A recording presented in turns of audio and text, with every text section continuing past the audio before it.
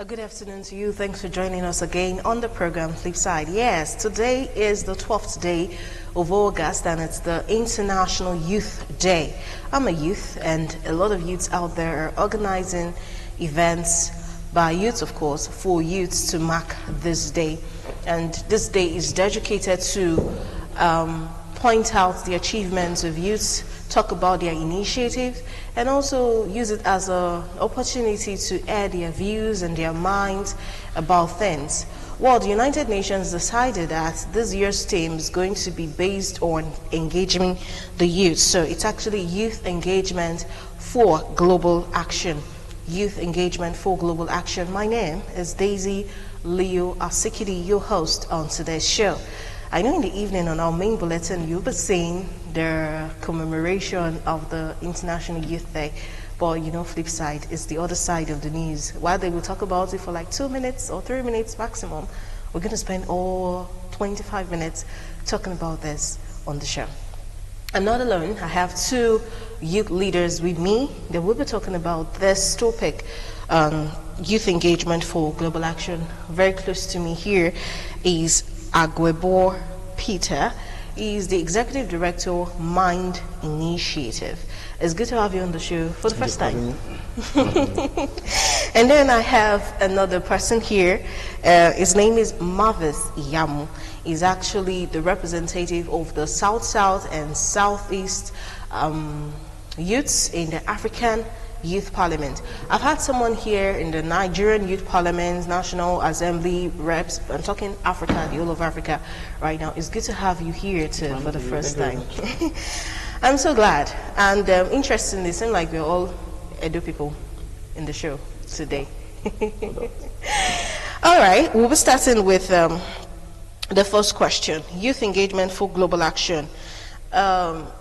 The UN wants to talk about youth engagement in politics, in economics, and of course, social life. So those are the three major aspects this year's theme is focused on.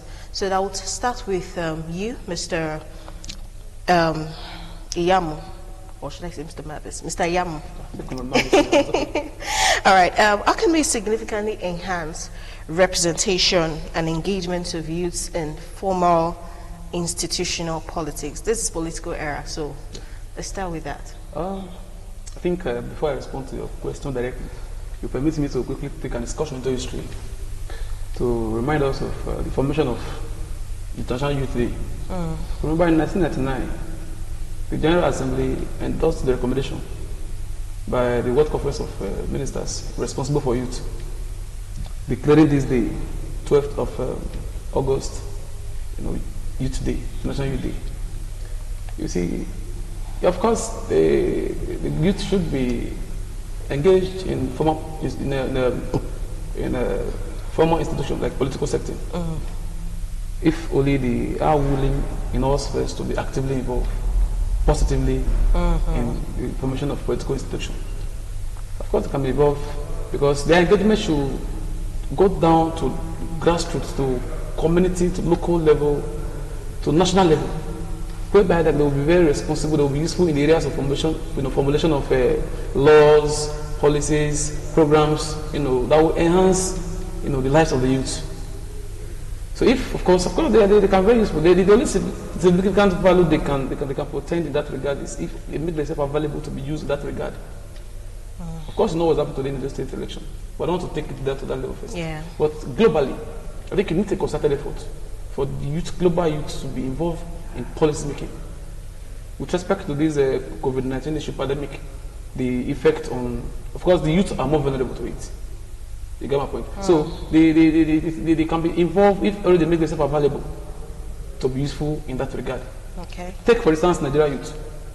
I take an exception to that belief that they are lazy. They are not lazy. They are very, very innovative. They are creative. They are useful. But today be their day. It should be a day not to celebrate, if you ask me. It should be a day for them to, should be a kind of a day of lamentation, for them to lament, to express their display over how they've been managed, how they've been kept, how the government of the day, at all levels globally, have taken into consideration their impact, their usefulness in today's governance, globally. So the only way that can be enhanced, if only they are ready to make those policies, present these policies before the government, and push the government to implement those policies. Of course, their significance will be very, very loud and clear in all spheres. Okay, in your answering the question, you even helped me rephrase the question, because youth are actually involved in politics, but the bulk of their involvement seems to dwell on political thuggery and ballot paper snatching, sharing of money, propagating fake news, and all of those sorts. But so he just said it's not just about the involvement, it's about to be positively involved in politics. Now, he mentioned something about COVID-19. Whether we like it or not, coronavirus is existing. COVID-19 has really dealt a blow to the world. And now the United Nations have done their survey, and they said we're going to need a lot of jobs to keep the youths engaged. They say an idle mind is the devil's workshop. And if the youths are not gainfully engaged, trust me, they will be engaged somehow. It might not be gainful, but it's an engagement all the same. Now, the United Nations says we need about 600 million jobs to... But we created 15 years. Yes, within the next 15 years to meet the current unemployment rates globally. Now, what ways would you suggest we can significantly create those jobs? Because if we're waiting for Nigerian government, like my dad used to always say, you go to school, you graduate, you go a government job, you work, you pension. You know, if we're going to wait for that, those jobs are not going to come. So how can we create these jobs? I'm asking you now, Mr. Peter. Okay, thank you very much. First, let me wish the Nigerian youths and youths all over the globe a happy International Youth Day. So today is a very, very critical day in the history of Nigerian youth and every other youths. You know, governments all over the years keep promising job opportunity, employments for our youths, either during campaign or even after the campaign process when they are in offices. But the fact remains that government is actually to create an enabling environment for investors to actually drive in their business idea that can really engage the youths so that covering the gap of unemployment.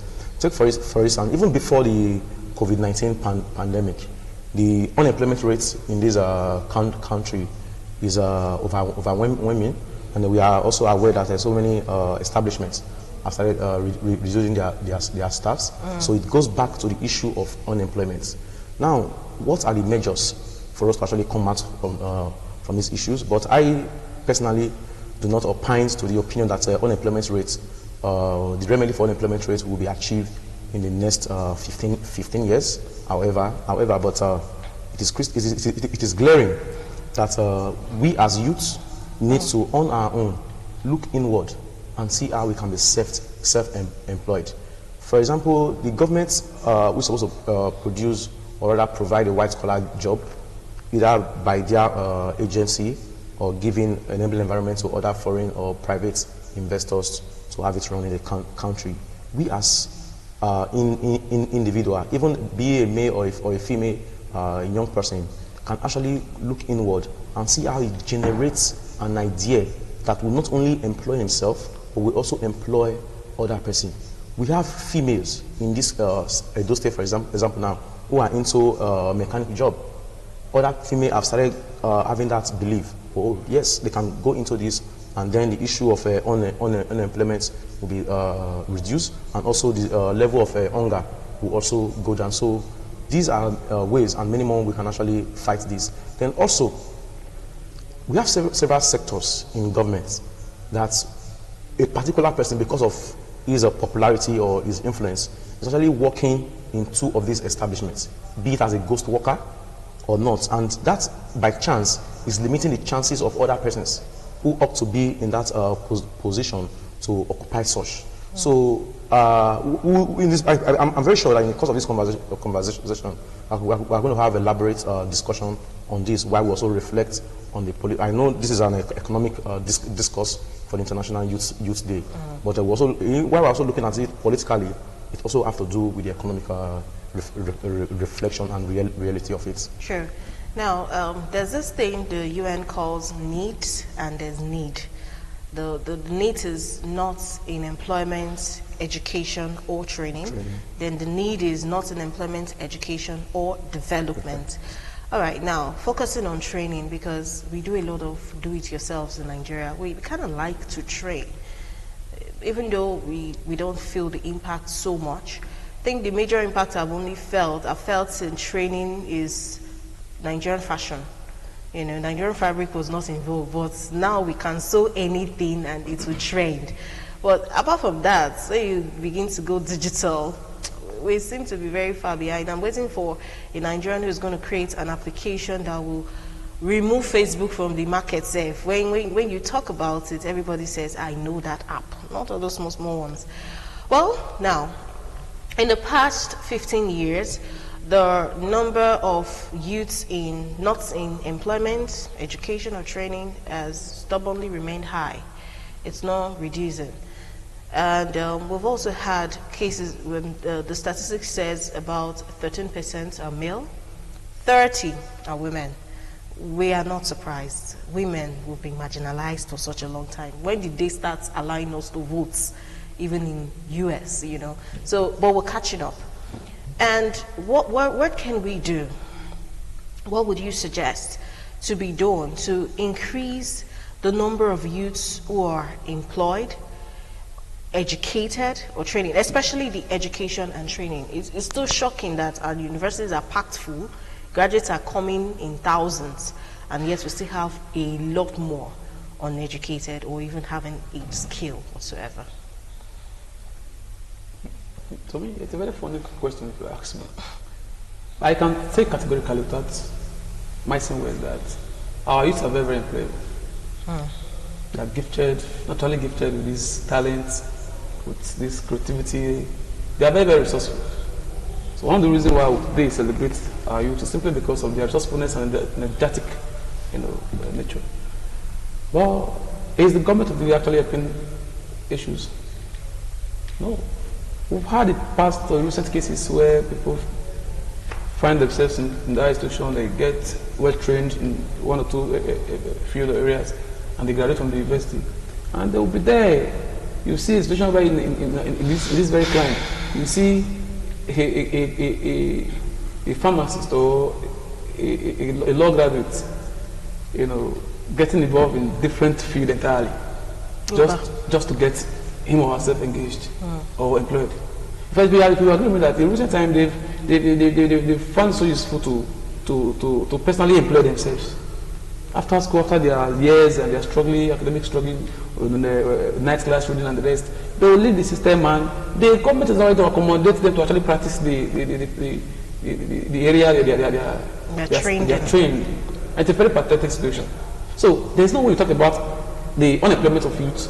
The situation whereby 30% of young women are not employed, 15% of men. So in a society like this, you see everybody wake up in the morning, they tell you, I'm going to work in the bank, in the bank sector, they work in music industry, so film industry. Very vast majority of these persons, consider it properly possible or necessary for them to push for themselves. So there's no encouragement from the part of the government. There's no encouragement from the part of a private sector, if you ask me, because you need, for it to move for the ability to access that private sector, you need contact from the other side, like I mentioned. If you are not influenced in this part of the world, if you have no contact that is long, you will not be recognized. You need to be recommended that, oh, this person is my person, please. If you have any space there, accommodate this person or employ this person. So in this part of the country, this is why I respect and I value, our youth, young men, young women, is simply because they take responsibility, they accept the responsibility that, oh, we are found ourselves in a challenging society, so we must accept the challenge to see this is what we want and go after whatever we want. So we need government, we need, especially this era of political electionary campaign and the rest, they will come with different campaign manifestos and promises and say, we need to do that. And end of it, they will tell you, we see, okay, there's no jobs, we'll create jobs, we'll have time and period for jobs to be created. It's not done in sane and decent society. When institution by a law graduate to graduate from higher institution, for years, in fact, the only thing he can do for himself is to go to any firm. Our economy is not very, very strong enough. We have responsibility within our level, in our immediate family. to do. You know, in this part of society, you know, when your parents have trained you to go through that academic stress, you are not a graduate, and they expect a lot from you. We have wasted, we have spent time, we have invested in this person, so it's now our time to enjoy. And you see the person roaming around the street for years, for months without being employed. So and this person will go, I can't remain like this. I can't be carrying fires everywhere every day. So let me see what I can do for myself. You see the person, okay, let me go and learn this, let me go and learn that. Let me go and learn trade. What is the most trending in those states as we speak? Is this the online sale of bossa, shirt, and everything? These people need to be engaged. You see, there's no way you can eradicate social vices without creating jobs, without creating employment. And there's no way you can beg our youth not to be involved in election violence without job. It takes the very, very sensitive mind, the very, very sensitive mind to say, I must not get myself involved in any vices, any dangerous thing to get myself, to make money, to make ends meet. Oh. So people who are in this part of the world, they have resorted to self-help, whereby whether the government exists or not, they don't care. You see a young person buy back to tell you that I will not vote. I don't vote. I don't have to. What am I going to vote for? Vote for somebody that will repeat what the other government, did. So we cannot continue to live to operate in a system that is faulty, with the hope that one day to get better. Okay, all right. Now, the society we live in seems to be one where our minds are already on a particular way of living. You're a youth, if you don't, you already know that you have to hustle for yourself. So whether it's Yahoo hustle, which by the way is a crime, or it's use your body hustle, or there's just one hustle or the other. But I think most people will agree with me that we need attitudinal change. And change, if we're going to wait for change to come from the top, it might be very difficult. Some say it's easier to change from up to the bottom, it flows down. Others will say, no, it has to start from down. If those at the top cannot find anyone to use, they will stop. Well, how can we inculcate attitudinal change in a society where embezzlement and corruption seems to be the norm? I mean, if we're going to get mentors, who are those that are going to mentor these youths to become good leaders and change society's standards? Yeah, the issue first, what is the purpose of training if your training cannot lead to development? Now, we need to have a proper reorientation as far as this issue of development is concerned, because when development is bound to happen, we'll actually have some issues of corrupt practices and other non-violent acts. Now, if someone is being trained repeatedly on several skills, and those skills cannot lead to development, cannot lead to productivity, there is no what's called output of this training. It shows that this country needs to not just focus on what these persons can do, instead of placing more emphasis on the certificate, which is training. A lot of people tend to go for training because they need the certificate to show, to boost their CV, that yes, they've done this, they've done that, they've had skills in this and that, but can you bring those skills into play? These are issues. So when we as individual, also as government, I flow with the thought that the change should start from the bottom, since it is difficult to get it from the top. Because if we the grassroots level have a reorientation of, okay, it's not all about certificates, it's about the word I use as certificates, what I can do. Then it shows that all the developments will be seen. A lot of persons that are making it big in this globe, Mark Zuckerberg and everything, we've read several things that even these persons were school dropouts. So we are not discouraging the fact that education is necessary. We are saying that this training you've been doing should lead to productivity. So now, in the process of you doing this, you will not have the exemptional thoughts of not believing the fact that corruption has become an acceptable thing. There are a lot of persons that their integrity is still strong. There are a lot of persons that they are still insane in terms of what they believe in doing and how not to compromise issues of corruption and other corrupt practices. Take for example, in Nigeria, we still have young men and women who are willing to do things in the right way, not looking at the financial gain they will gain for their own self or for their selfish interest to now boycott the general interest of the whole country. So by the time we as individuals, we as youth, start to have this reorientation of the fact that it is not all about your today gain, it's about the future. Because we keep saying, how would my future look like? We started saying it while we were young, and now we are not that young, we are talking about the future. The future was, we had yesterday as a future for some days back. So what is my future for tomorrow? My tomorrow can be on the 13th of August. We are also about that tomorrow for 2014. So the issue here is that we as individuals, we as even the whatever level we find ourselves, we should not always place more emphasis on people's CV. Let's see what these persons have done. Let's see what they can do. Okay, you have training on XYZ, ICT, telecommunication. Okay, now what have you done, or what can you do that people will see that yes, this training you've actually got can be made manifest to everybody. So corruption, I agree, is a menace, and corruption is not only synonymous to Nigeria country; it's all over the globe. So Nigeria corrupt practice is very, very interesting, and even the agency that are being established to fight these corrupt cases, yes, they are trying, and we have a lot of funny stories coming out from those agencies. But categorically, I also use this medium to say we have a lot of youths that are involved in a negative way. We also have a lot of youths that are actually skeptical in positive productivity for this country. We have youths that has actually moved so many reforms, not just going all about running advocacy, but they have an advocacy that is being driven by data. They collected data, and these data are verifiable. We have youths who came up with the Not Too Young to Run, which was signed into law, and today we all enjoy that. It is not all over. It is not all over. We still have, now we're talking about unemployment. A lot of NGOs are actually pushed, and as we speak today now, the Nigerian Youth Empowerment Investment Fund has been approved. And as we speak today now, 23 men committee was set up some weeks back, and these persons are of high integrity. And yes, it's been handled by the Ministry of Youth and Sports, but we have a lot of lead humanitarian workers and civil society workers that are involved, and we are so optimistic that this funding will not be will not be a story of negativity that just the way it has been in the past. So, to me, youth should not just be engaged, but should be actively engaged in this whole process. Okay. Today's International Youth Day is to mainstream the voices of young people and to also talk about active and positive engagement.